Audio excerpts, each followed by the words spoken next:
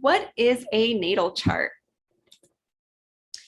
So a natal chart is also known as birth chart, and this shows the placement of the planets the moment you were born. It's like the blueprint of the sky and all the planetary energies that you're going to have throughout this lifetime.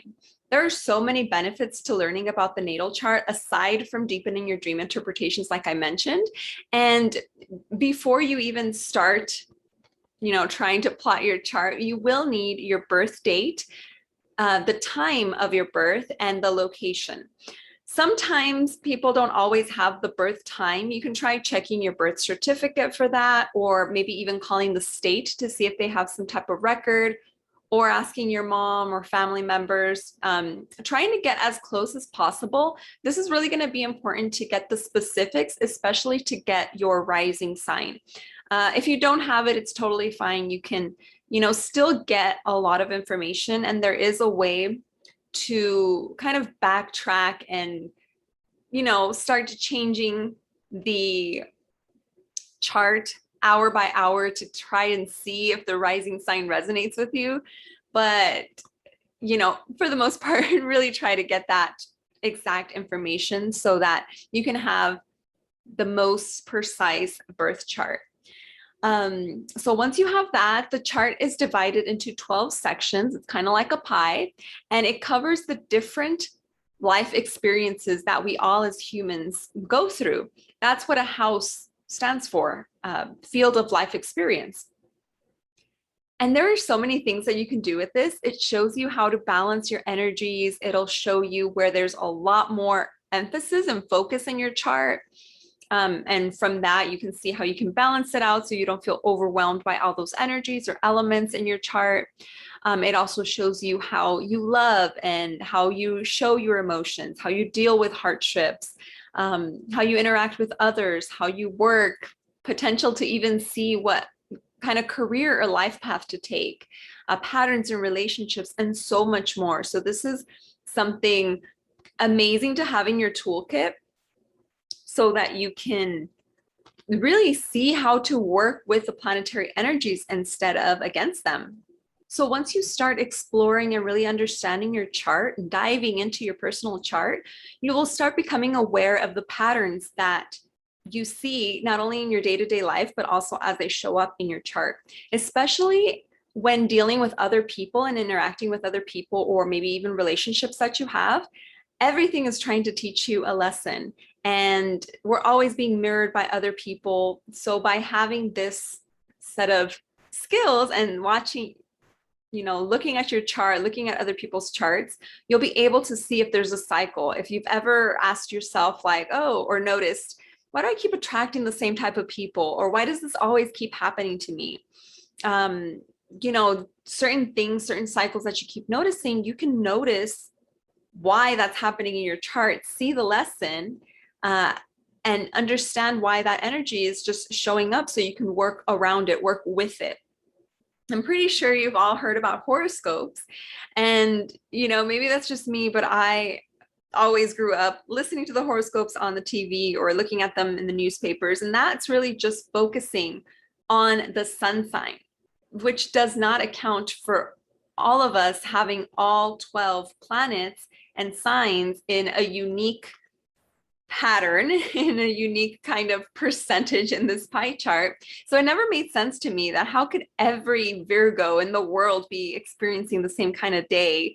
That didn't make sense to me until I started learning about astrology, and it all clicked. So I would love to hear in the comments how this is clicking for you as you start looking at your chart as well. So when we're born, like I mentioned, this chart is showing you the planetary energies that are in your favor and some that might be working against you, so that you can learn how to work with them for your best benefit. Something to notice is that there is no good or bad in astrology. There are high sides and low sides. So by understanding your chart and seeing how you're expressing it, just know that if you're expressing the low side of a sign, you have just as much energy to flip it around and express the high side. So for example, a Virgo, the negative aspects would be being very critical to ourselves, perfectionists, can fall into self-critical victim mode and put others' needs before our own, things like that. But knowing that you have that Virgo energy and that you're expressing it on the low side, you can flip it around and start being more of service to others, which is a high side of Virgo, or paying attention to close details and big projects where you can't miss those details, right? Focusing on your wellness and being very analytical in certain things, getting grounded and getting organized, just getting those high points in Virgo to work for your favor. It's all about becoming aware of it first. So the astrology will help you with the self-awareness, awareness of your partners, noticing how you're interacting with each other, how someone acts when they're wounded. And that way you'll understand, okay, if their trait is to take a break and walk away from the situation, it's not something personal. It's not that they're not wanting to work things out with you, but in that understanding, you'll see that's what they need because of their sign or their moon sign. And the way you express it is differently, but you can come to an understanding by understanding how these planets are working differently within each other. So that is a little bit about the natal chart, the birth chart, and we'll dive into how to plot it. So plotting your natal chart is the next step. And in the next screen, I'm actually going to do a screen share so I can walk you through plotting your natal chart. I'll be using in the video astro.com, which is a free site. And something to notice with astro.com is that it is set to the housing system Placidus, which means that when I mentioned the birth chart has 12 different slices, and those are the houses, in Placidus, the size of each house is going to vary depending on where it is in the axis at the time you were born. So there's going to be some slices that are smaller, some that are bigger. And I believe that each house should be the same size or fixed. So that's why I set mine to the housing system called porphyry, which is going to divide every house into the exact size. I believe it's about 30 degrees. There are different housing systems, but for the purposes of this program, I'm going to be focusing on porphyry, and I'm going to show you how to change it. I'm also going to share in a separate video a little tutorial of the software that I personally use, which is called Astro Gold. Now this one, there is a charge for it. That's why I want to really focus on the free site. I do find it easier to use. So that's why, some people have decided to purchase that software and were asking me about it. So I have a separate tutorial for you on that. So now let me share my screen and walk you through it. All right, so this is astro.com, the free website I wanted to show you. You go to horoscopes, chart drawing, ascendant, and you can create an account. I'm going to use a guest here just for the purposes of this video. Permissions there. So you just put your information, your birth date,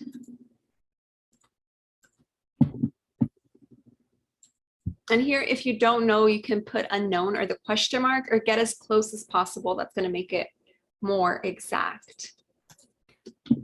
Oops.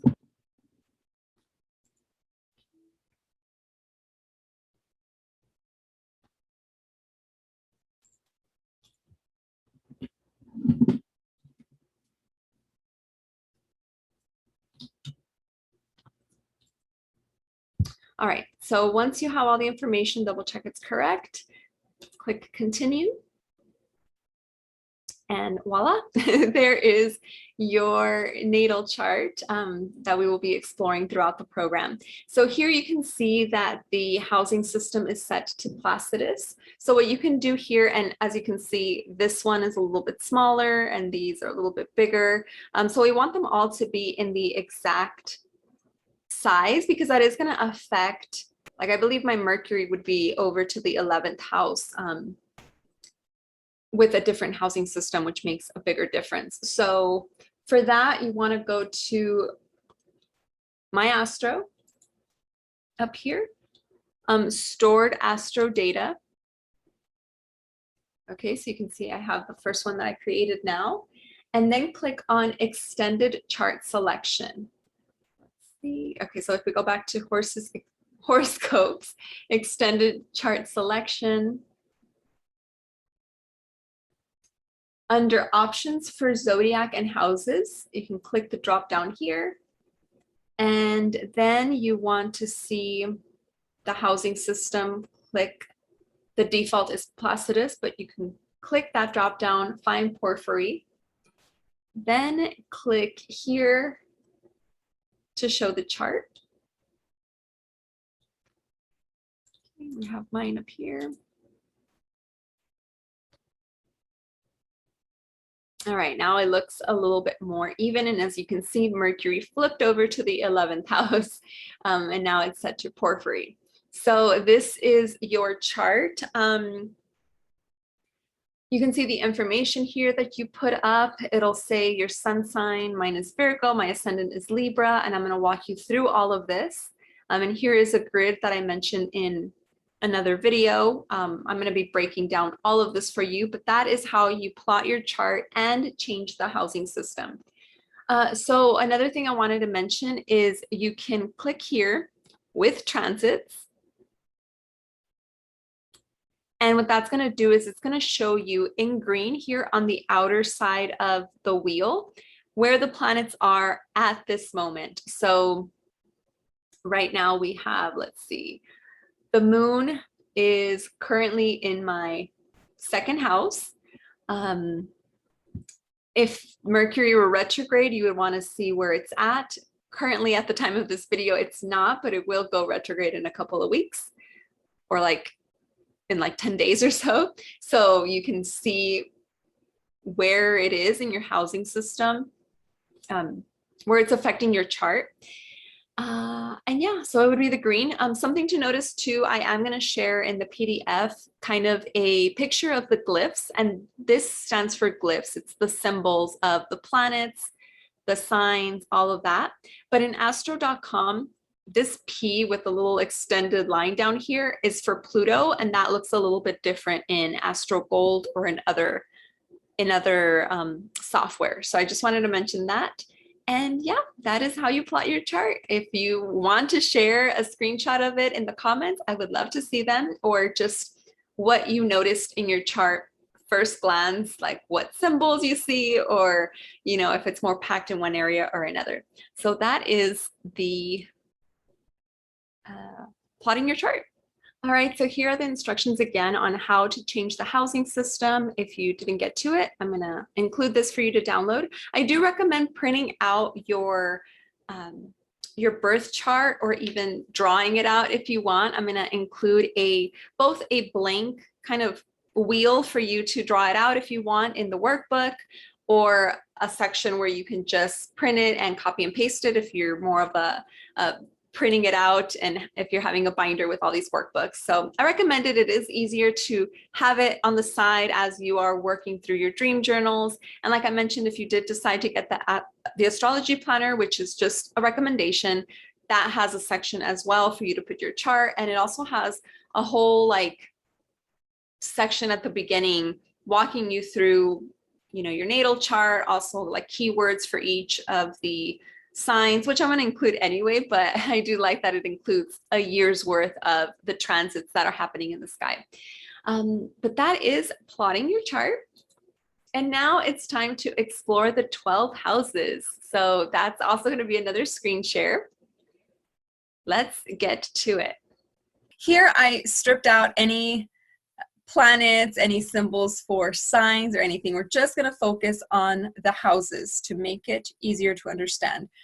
Now, if you see the birth chart as kind of like a pie, and we divide the pie into 12 very evenly spaces or slices, that's what the houses are. So this would be the first house, the second house, third, and so forth.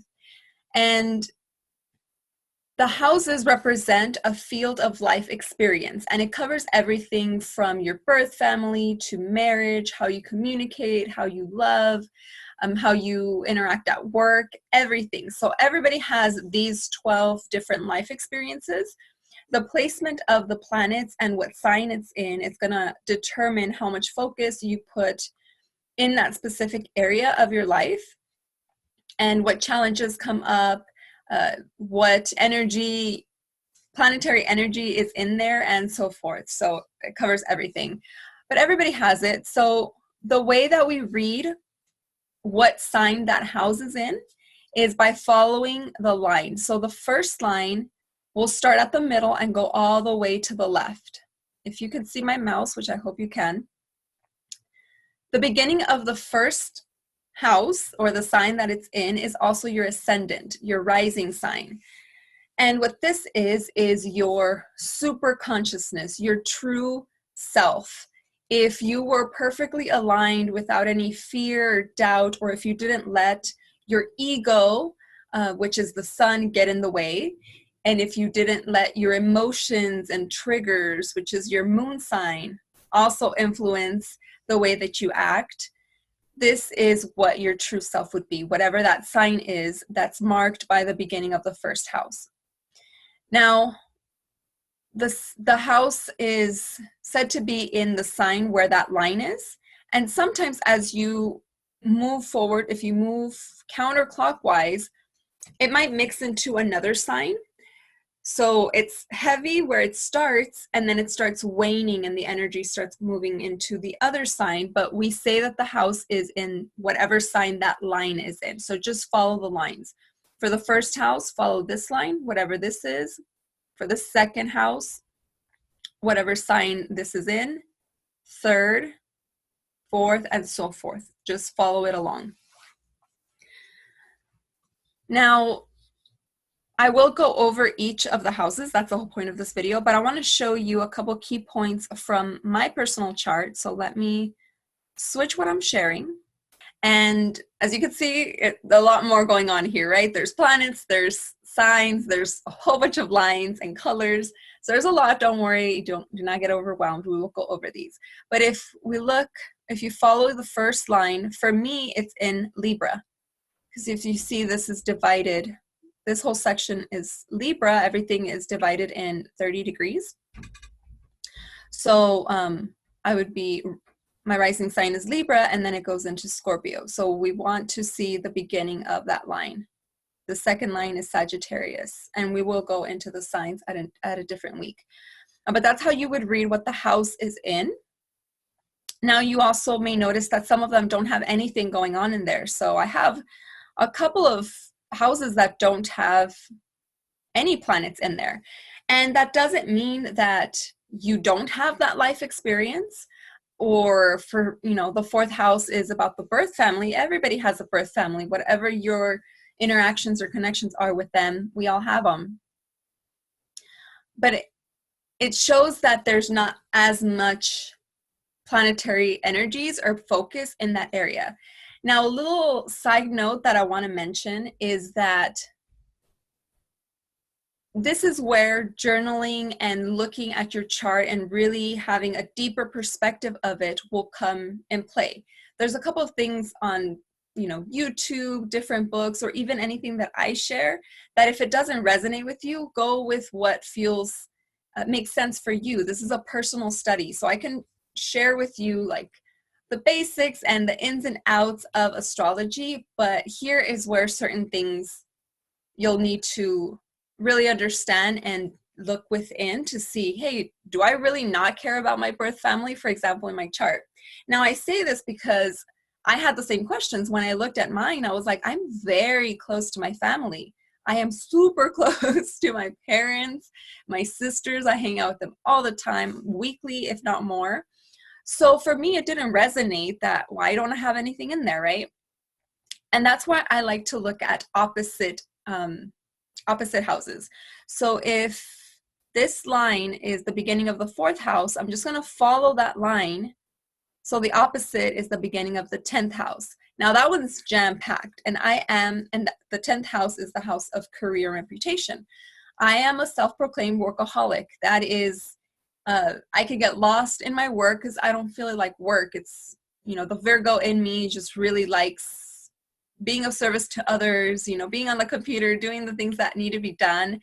And sometimes it could be overwhelming and I might not notice it because I have so much energy in there that it's just easy for me to flow with it and just be on the computer late at night.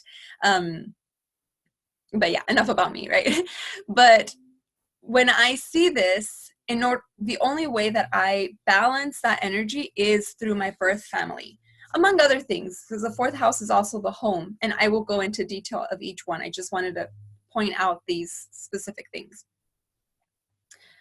By being with my family, I make sure that my computer's set aside. I don't use the phone while I'm at the dinner table or be on the computer while I'm watching a movie with them or hanging out with them. I find it really disrespectful. And that is the biggest way for me to offload all of that energy in the 10th house. So I would like for you to take a look at your chart and see where do you have, or if you have a cluster of planets in one area, see what the opposing is and does it resonate with you? Is that house really the area that you're focused on the most?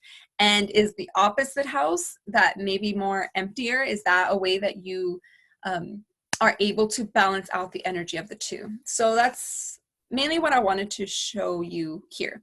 So now let's go back to the simplified version. Each house also has a planet ruler and a sign that rules it. That's the main energy of that house. So in the first house, we start here.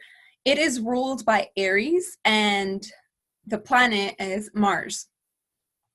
So you'll see similar keywords and similar traits between all three. So the first house is all about your identity, your physical body. This is what you came in the world to do. Pretty much like the contract that you signed, your soul contract, and you came out first in that first house. It is all about your persona and how you get things done. So that is the energy of the first house. Now, the second house, and we go counterclockwise, is about preparation. It is ruled by Taurus, which is very stable and grounded, and the planet Venus, which not only is it the planet of beauty and abundance and aesthetics, but also about finances. So Venus rules the second house. So this house has to do with how prepared you are, your personal finances, the personal stuff that matters to you, your belief systems, core values, the essential resources that you need to get things done, right? So in the first house, you came, you're like, okay, this is what I'm going to do. That's like the goal, right? You came in with that energy. And in the second house, you're preparing it, preparing your resources, really figuring out what is yours, what your finances are, and how you're gonna get these things done. And then we move into the third house. The third house is ruled by Gemini and Mercury, the planet of communication. So this is all about how you're processing all of this. You're thinking, you're gathering information, collecting data. It's also the teacher, the writer, how we put the information down on paper or teach others or learn ourselves. It also has to do with neighbors and siblings. So people around you, people that live around you or within the same household as you're growing up, and local travel. So that's the third house. Moving on to the fourth house, this is your home. So this is about our birth family, and we learn so much from them.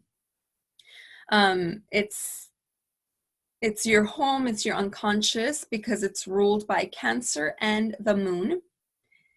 And in astrology terms, the moon and the sun are also considered planets because it stands for wanderer, of what's wandering out in the sky, having influence on us. So, and those are the big ones. So the fourth house is also considered like the mother, mother attributes in there. And emotions, so the unconscious emotions, being in your home, or your home setting and your birth family. On the fifth house, and I will mention I do have a PDF of this that has little keywords in each section. So just so you know, probably should have said that at the beginning. So the fifth house is about taking risks and relationships that are more lustful, that are not super serious, more casual, you're having fun. Also has the energy of playfulness as like a child. So it is the house of children as well, being playful, taking risks, and relationships that are more casual. So kind of like more when you start exploring what's out there and testing boundaries and just seeing what you really want by dabbling, I guess. The sixth house here is, I didn't say what ruled the fifth house. So the fifth house is ruled by Leo and the sun. The sixth house is all about the healthy details. So this is the Virgo house, ruled by Mercury as well.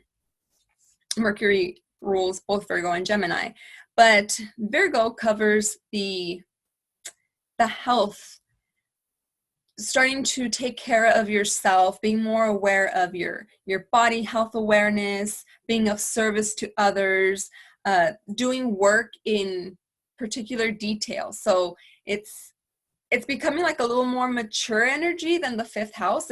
If we're seeing this kind of like the hero's journey, kind of like in the tarot, as the first house, you come in with this energy, you know what you want to manifest in this life. The second one, you're preparing your resources. The third one, you are gathering information. The fourth one, you're settling in your home, your birth home, which is bringing in all of this extra, well, not extra stuff, but yeah, your birth family is just really setting the groundwork for you.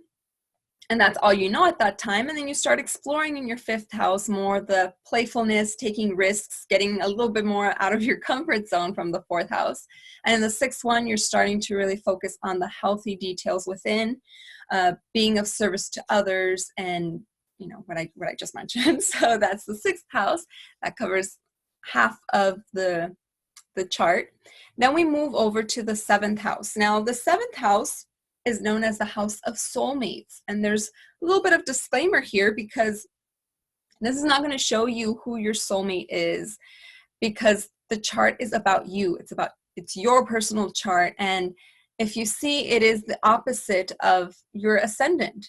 So, you know, opposites do attract. This is going to show mainly what you look for in a partner, or what you project in your partnerships. We have the ascendant versus the descendant. It's you can see kind of the traits that you would look for, because these would be the traits that you within are trying to explore. If your first house is your rising sign, your true self, the descendant is going to be something that you're constantly working on, and a partner may help you explore that, but you need to be your soulmate first. You need to figure those things out, and maybe someone along the line will come along that will help you with that. But it's also, the way that I see it is, if you tend to have the same relationships, or the same type of relationships, or if you've ever said, why do I always meet the same type of person? Why does this always happen with, you know, my relationships? Then it's time to look at that. What are the lessons trying to teach you? What are you trying to explore? What are you projecting in those relationships? So that is the line of the seventh house. And whatever sign this is, it doesn't mean that you are looking for someone in that specific sign. they just may be, you may just be more a match with somebody that has similar characteristics to that sign. But since everybody has all 12 signs, it just depends on how they're manifesting it, how they're showing it, and how it meshes with you. So I hope that makes sense. The 7th house is ruled by Libra and Venus. And it is all about your important adult relationships. So the family that you choose. And like I mentioned, it shows what you project in relationships as well. It's also like the shadow side. So once again, the ascendant is this super consciousness, your true self. The descendant is the depths of your shadow side that should be explored in order for you to have healthier relationships with yourself and your forever partner. So here's the point where from the 1st through the 6th, we're really focusing on ourselves in a sense, preparing ourselves. And then in the 7th, we start looking for that partnership and projecting those things onto them. Moving on to the 8th house, this is and at this point, I will start sharing a bit of the differences, the opposing differences, like I just did between the 7th and the 1st. With the 8th house, if we follow that line, which would be this one, the opposite is the 2nd. So just keep that in mind. The 8th house is ruled by Scorpio and the planet Pluto. So this is about death and rebirth. It's about resurrecting into a new being, sacred sexuality, joint resources, those deep psychological practices or occult practices that are really going to get to the root of you and create some type of deep transformation. That's what this house is all about. And if I wanted to mention the opposite, because like we said, the opposite was the 2nd house of personal finances. So we have the 2nd, personal finance, is what you create yourself, and what you value yourself. And then on the 8th house, you dig deeper with that, with other practices, but it's also about the joint resources. Now somebody else is coming in the mix. So the 9th house is Sagittarius, and it's ruled by Jupiter. And this is where we start thinking, okay, so going to the opposite would be the 3rd house. In the 3rd house, we were gathering information, but in the 9th house, we take that a step bigger. We expand on it, which Jupiter is all about expansion. We expand on that and we start asking those deep questions like, what's the meaning of life? What are we doing here? You want to explore more things. That's where your primary belief systems come in, and you want to explore more philosophy or those things that make you think bigger than maybe in the 3rd house. It's more, as opposed to the 3rd house being a teacher, the 9th house would be a professor, as opposed to the 3rd house being local short-term travel. The 9th house is foreign culture and traveling long distances to explore how other cultures are. So those would be the differences. Expands a bit more, and a little bit of the differences there. On the 10th house, we have the house of career and reputation. And that one is ruled by Capricorn, and the planet that rules it is Saturn. So the opposite of that would be the 4th house. So here we have your work, how you are seen to others, the reputation that you have with other people in your work field, in the world, how just people see you. It can possibly be associated with your father as well, and how you contribute to society. So where the 4th house is more your birth family and just your home, the 10th expands to the world, the workplace, and the outside of your home. 11th is ruled by Aquarius and Uranus, and that is the house of magical thinking and law of attraction. This is more the house of your tribe. So the group of people that you connect with, the audience that you communicate to, like your friends, that group. and potentially making money from your career. So that would be the 11th house. And finally, the 12th house is the spiritual house. It is ruled by Pisces and Neptune, and it is where you're hone into your spiritual practice, seeing things as one, being inspired and creative. That is where our spirituality, meditation, and all of that come in, depending what your practice is. Everybody has these field of life experiences. It just depends what sign it's in, how you show that oneness to the whole universe and that connectedness. It might be different. I mean, it definitely is different for a lot of people, but it is the spiritual house. So that is how the houses, what the houses stand for. And let me stop sharing. So I would like to know what houses are more packed in your chart, and also which ones are empty, and just kind of journal a little bit about how that influences you, what you think that means, how you offload all that energy for those that are empty, or for those that are full, and those that are empty. Does that resonate with you, or how do you show the energy of that house, even if it's empty?